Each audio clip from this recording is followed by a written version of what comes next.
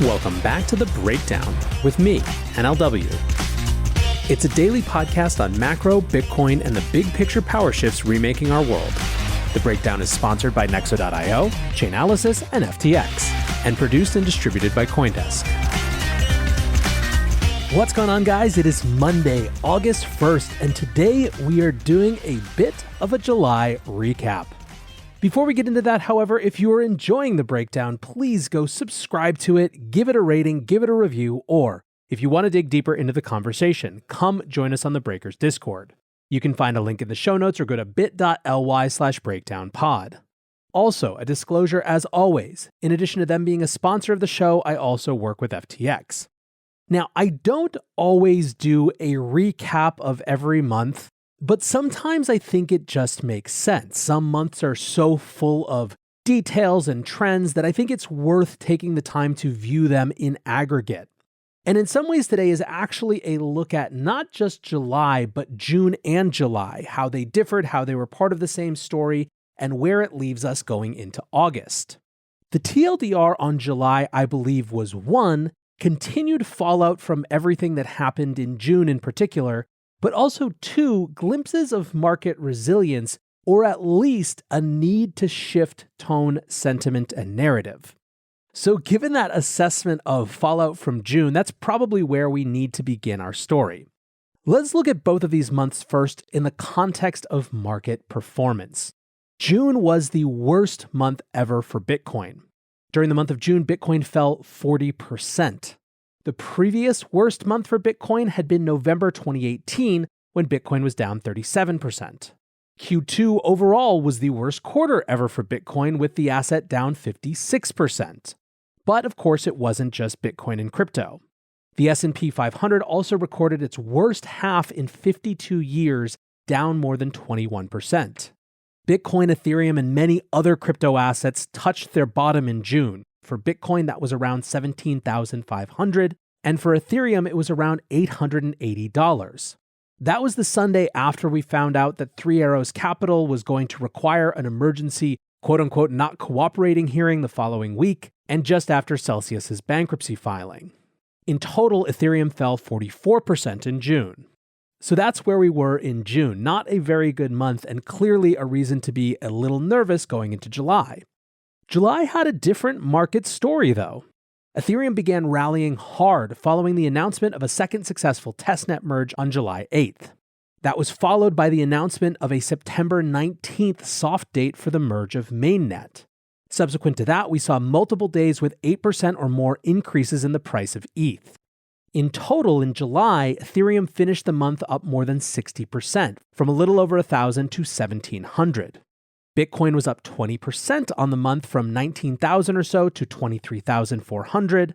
The S&P 500 was up 1% on the month, and NASDAQ was up 11% on the month. In total, July was the best month for a lot of these markets since the rally during the pandemic. In particular, worth noting that the time right around the FOMC meeting in July was very good for both crypto and traditional assets. The day of the FOMC meeting, Bitcoin was up 8.6% and ETH was up 15.7%. Now, of course, the question that we've been asking is how much these gains have been a real shift, some end to the bear versus a bear market relief rally. Perhaps another way of looking at it is a simple reversion to an appropriate local bottom after things got so bleak around the big catastrophic failures of the months before, including UST and Luna, Celsius, and Three Arrows Capital. Within that, there was also a question of how much these price gains in crypto specifically were driven by A, a shift in macro attitudes, versus B, a takeover of internal crypto narratives, specifically the ETH merge being in the driver's seat as related to crypto prices. For that, let's look at what happened with the Fed. Both months, June and July, saw 75 basis point hikes. June was a surprise 75 basis points that had to be guided up the week of the meeting. Remember, coming into the summer, the Fed had been signaling that they were going to raise by 50 basis points in June, 50 basis points in July, and then TBD in September. However, June was also expecting to see a decrease in the rate of inflation from May's numbers, and that's not what we got. That surprise to the upside is why the Fed had to suggest to markets that they were going to go to 75 basis points with just a couple days to go before the FOMC meeting. July, on the other hand, after the June inflation print, had seen markets start to guess that the Fed would raise a full percentage point, aka 100 basis points. That's what the market was pricing going into the FOMC meeting last week. So what happened then in these meetings? Well, June was the tough on inflation meeting where the Fed really made sure that we knew that they were looking to be little Volckers, aka people who would do what it takes to fight inflation, versus little Arthur Burnses, aka people who took their foot off the brake too soon and allowed their decade to become characterized by inflation. The interpretation of the July Fed meeting, meanwhile, was peak Fed hawkishness is past. In other words, people interpreted everything that happened at the FOMC meeting last week as suggesting that we were at, near, or past even the peak of the Fed being aggressive in its fight against inflation. In June, we got guidance from the Fed around what we were going to see next. Powell was giving unconvincing answers around his willingness to tip the economy into a recession. Meanwhile, in July, guidance was largely absent. As we discussed last week, we're in a new period where the Fed has said that they are not going to give this sort of forward guidance in the immediate term, that what they do next will be entirely shaped by the real data they see. Data on inflation first and foremost, but also data around other economic factors like jobs.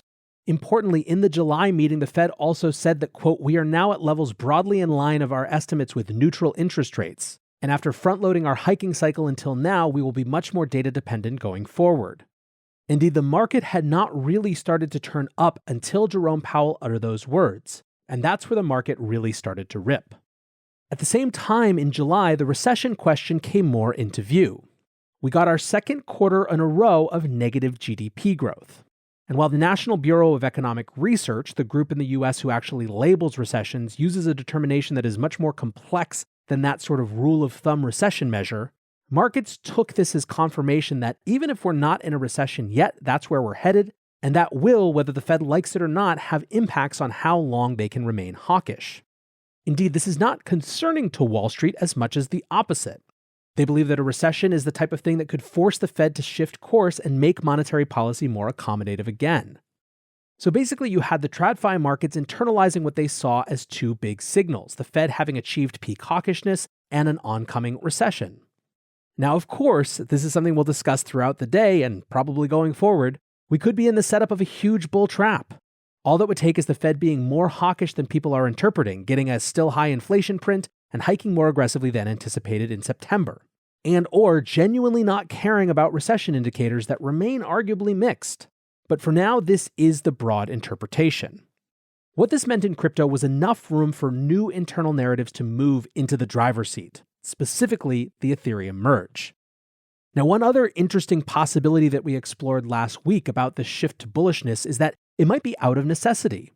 I've seen a number of market commentators speculate that with fund withdrawals coming up later this year, a fair bit of money out there feels like they have to make some long bets to try to catch the market flat-footed and outperform.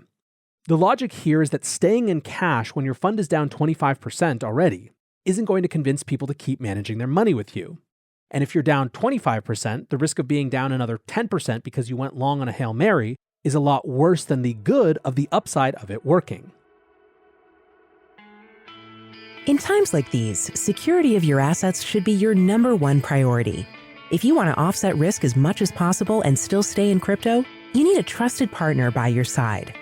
Nexo is a security-first company that manages risk by relying on mechanisms such as over-collateralization, real-time auditing, and insurance on custodial assets. Learn more about Nexo's reliable business model and start your crypto journey at nexo.io. That's nexo.io. Eager to make more informed decisions around crypto? Chainalysis is here to help. Chainalysis demystifies cryptocurrency by providing industry-leading compliance, market intelligence, and investigations support for all crypto assets. For organizations like Gemini, Crypto.com, and BlockFi. Gain unparalleled visibility and maximize your potential with the leading blockchain data platform by visiting us now at chainalysis.com/Coindesk. The breakdown is sponsored by FTX US.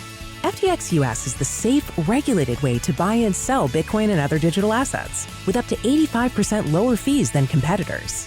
There are no fixed minimum fees, no ACH transaction fees, and no withdrawal fees.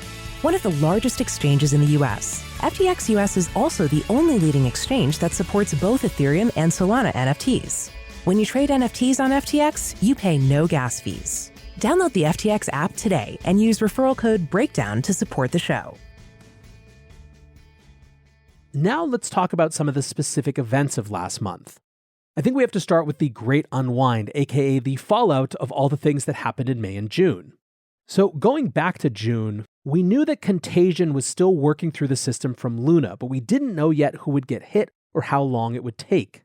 By the middle of June, however, crypto lenders had started closing withdrawals.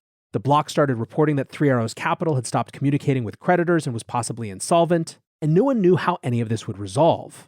In other words, in June, it was getting worse. What about July? July was sort of a lot of that playing out. We started the month with 3AC having liquidation ordered in a British Virgin Islands court. Suzu and Kyle disappeared from Twitter and from Singapore. There was an emergency hearing in New York City with lawyers for creditors complaining that the Three Arrows Capital founders were not cooperating. A counter-complaint from 3AC of liquidators missing the execution of Starkware warrants. And basically just a big mess. Celsius's problems also escalated. They went from saying they wouldn't declare bankruptcy to going into a restructuring process. They paid down a ton of their DeFi loans, apparently to recover that collateral before going into that restructuring process, and they switched lawyers over to the same firm that was handling the Voyager bankruptcy. Now, we also learned last month that in the quarter before, Tesla had sold about 75% of its Bitcoin holdings for $396 million, recording a $106 million loss.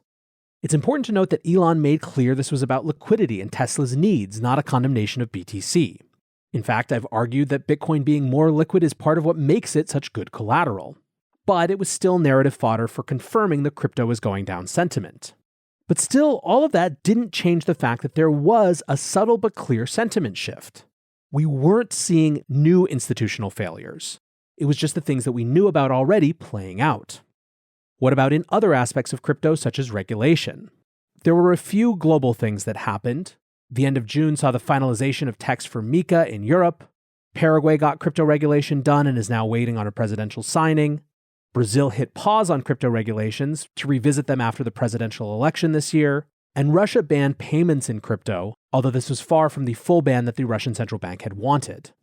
In the US, initially there was a lot of momentum on stablecoin regulation, but that now has been shut down for the August recess, and it seems fairly unlikely that we'll see much before the midterms. Probably the biggest thing that happened in the US from a regulatory standpoint was the heightened tension between the SEC and the CFTC. The SEC's insider trading charges around a former Coinbase employee led a CFTC commissioner to release a statement about regulation by enforcement. It seems like that is a story that is going to be part of the fall landscape as well. What about in the real economy and the macro sphere? Well, the housing market is finally cooling off on a combination of higher interest rates and recession fears. The cost of mortgages has gone up, so people can't buy houses, but sellers are worried that it's going to get even worse, so they're listing more. U.S. home sale cancellations hit their highest point since April 2020. Current inventory of homes for sale hit its highest point since 2007. And in general, it's a very confused real estate market. In foreign exchange, the euro and yen both hit multi-decade lows. Euro hit parity with the dollar on the 14th of July, which is the first time that has happened in 20 years. The yen hit 139 yen per USD on the same date, which is the lowest exchange rate since 1998. Throughout the month, oil has been falling as well. There were multiple single-day drops of greater than 8% during July, with narratives citing US recession fears and an industrial slowdown in China. There's also the fact that the US has been releasing oil through its Strategic Petroleum Reserve throughout July, which is something that will continue into September. On the geopolitical front, in my opinion, the most significant new developments are around China. We're seeing the loudening of domestic banking crises in China, with protests in Henan, mortgage boycotts on unfinished apartment complexes affecting more than 300 developments across 90 cities, and just this morning, news broke that Evergrande had failed to deliver debt restructuring as promised. Bloomberg is now reporting that Chinese banks may be facing up to $350 billion in losses from bad loans related to the collapsing property market. There is, of course, also Taiwan, which we'll discuss in just a second. But where does this all leave us heading into August? Well, broadly speaking, there are sort of two positions right now. Suckers rally versus the worst is over. The suckers rally position views a lot of the return of optimism that we've seen as either A, hopium not borne out by the economic reality, or B, a necessary face-saving bet even if it doesn't have a lot of conviction. The worst is over folks are pointing to things like the idea that the Fed has reached peak hawkishness, and in this space specifically that crypto may be dealing with fallout but isn't going to see more true new crises. At the end of June, it really wasn't possible yet to make a worst is over argument on either front. Now it is at least possible. Remember, what has been happening in crypto is deleveraging. Leverage in the system unwinding, sometimes in quite painful ways, is a de-risking event. And with some of that risk unwound, some participants are able to at least consider risk that they couldn't a month ago. The ETH merge trade is the shining example right now of something that seems like a really obvious and easy trade that fund managers and traders don't want to have missed. That said, this doesn't mean that August will be full steam ahead. On a Fed level, there is the gamble that inflation stays elevated and the Fed starts advising that they're going to be real hawkish come September. We saw a bit of that going into the opening this morning, as over the weekend, central bankers had really tried to reinforce the fact that we were going to have to stay diligent to bring inflation under control. In the crypto space, the merge narrative is getting a lot more murky. The discussion is starting to shift to the potential for chain forks, questions of DeFi breaking, which protocols will support ETH2 versus proof of work ETH, etc. Kevin from Galois Capital, one of the loudest people warning about Luna in the months leading up to that implosion, is now digging in on the Ethereum community. Alex Kruger kind of speaks to both sides. He writes, yes, this is a bear market rally for now. Thing is, if inflation comes down fast enough, which is feasible, and Europe's energy crisis is not exacerbated by a harsh winter, also feasible, this could end up being the beginning of a bull market. No one knows as of now. That's why probabilistic spectators are already long. My base case scenario is, as of now, this lasts at least until the end of August, and to go beyond that, we'll need help from August inflation data published in early September. Most important upcoming events in order. Number 1, September 22nd, FOMC. Number 2, September 13th, CPI. Number 3, August 25th, Jackson Hole. Number 4, August 10th, CPI. Expect markets to de-risk, i.e. sell off the days before each event if market is running hot into them. Then, of course, we have the infamous ETH merge around September 19th. Now, in a different thread, Kruger noted that one thing that could tank his assessment is if Nancy Pelosi actually decides to go to Taiwan. Current reporting suggests that although that trip is not on her official itinerary, that's exactly where she's headed. My guess is that this might be the subject of tomorrow's breakdown. But for now, that's where I see things, where the month was and where we are going into August. The last note is that it's worth remembering that this is historically one of the lightest months for trading. Because there is less activity in the markets and less liquidity, small moves can be more exacerbated in terms of their impact on price, particularly in crypto, which means, of course, that everything could look a lot more dramatic than perhaps it should. So there we are, friends. That was June and July and what I'm seeing going into August. But of course, we don't know, and there are a lot of X factors that could change things. For now, I want to say thanks again to my sponsors, Nexo.io, Chainalysis, and FTX for supporting the show, and thanks to you guys for listening. Until tomorrow, be safe and take care of each other. Peace.